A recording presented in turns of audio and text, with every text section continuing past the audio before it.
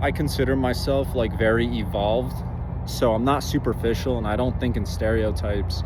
And I think like you just got to become a spiritual person and experience life to get that way. But it's funny how you go online and you see people talking about truly like it's these illusionary frameworks that they think are real, they think matter, especially when it comes to status, how much money you make a year, physique, all these different metrics. And it's funny that they like genuinely believe, because they're so limited in their thinking, that they actually believe these things matter, when really these metrics are just, the best way to describe it is like it's just fluff for talk. It's what society just uses to talk about shit.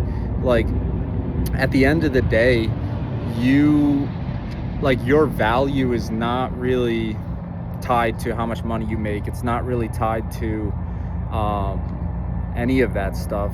Your look, the metrics of your looks and all that shit. Even like how many followers you have doesn't mean anything about how, you know, profound, talented, interesting, wise you might be.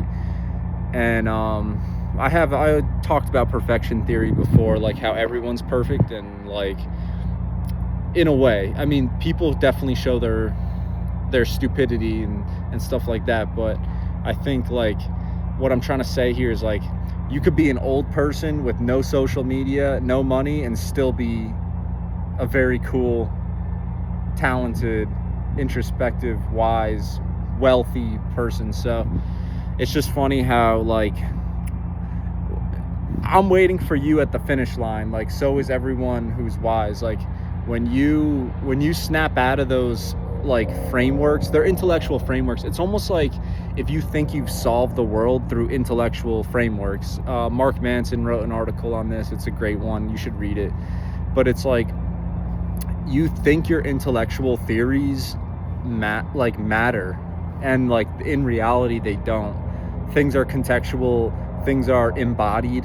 It's the experience of life, it's what's around you, it's how you are, and that's like the wealth of life. It's just funny how people like actually think wealth in life has anything to do with how much money's in your bank account. Like you can literally be a peasant in France, or you know, poor somewhere. I'm not saying to strive to be poor, but I'm just saying the wealth of your life is not measured by how much money you have, how attractive your romantic partner is, or whatever it is. Like your wealth is determined by your interior. As cheesy as it sounds, it's so true. So I'll just leave this video at that. And you know, when you get to like this level where you're wise and shit, you'll understand like